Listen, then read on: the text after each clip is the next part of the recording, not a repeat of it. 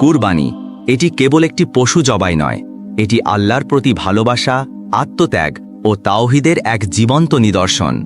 আসুন কুরআন ও হাদিসের আলোকে জানি কেন আমরা কুরবানি করি, এর ফজিলত কি এবং আমাদের করণীয় কি। কুরবানির সূচনা হয়েছিল হজরত ইব্রাহিম আলাইহি ওয়াসাল্লামের মাধ্যমে। তিনি যখন স্বপ্নে আদেশ পান নিজের প্রিয় পুত্র ইসমাইল আলাইহি ওয়াসাল্লামকে আল্লাহর জন্য কুরবানি করতে, তখন বিনা দ্বিধায় তা পালনে প্রস্তুত হন। আল্লাহ বলেন, হে ইব্রাহিম, তুমি তো স্বপ্নের সত্যতা প্রমাণ করেছ, আমি সৎকর্ম পরায়ণদের এভাবেই পুরস্কৃত করি। সূরা সফফাত 105 থেকে 107। আল্লাহ তাদের ত্যাগের প্রতিদান হিসাবে জান্নাতের খাস পশু দ্বারা ইসমাইল আলাইহি ওয়াসাল্লামকে রক্ষা করেন। সেই স্মৃতিতেই আজও মুসলিমরা কুরবানি করে থাকেন। আল্লাহ তাআলা বলেন, তাদের গোশত ও রক্ত আল্লাহর কাছে পৌঁছায় না, বরং পৌঁছে তোমাদের তাকওয়া। সূরা হজ 37।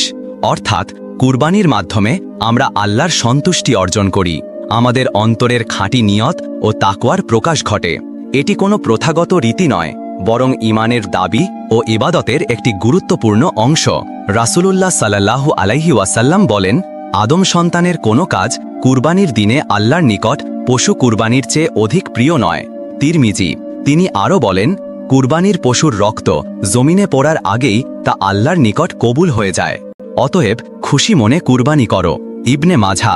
এই হাদিসগুলো আমাদের বুঝিয়ে দেয়, কুরবানি কেবল আনুষ্ঠানিকতা নয়, এটি ইবাদতের সর্বোচ্চ পর্যায়ের একটি আমল। কুরবানির মাধ্যমে আমাদের হৃদয়ে থাকা আত্মত্যাগ, ধৈর্য ও দানশীলতার গুণাবলী বিকশিত হয়।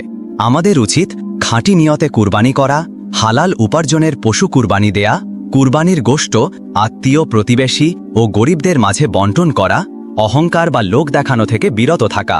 কুরবানি কেবল একটি ইবাদত নয়, এটি আমাদের হৃদয়ের পরীক্ষা।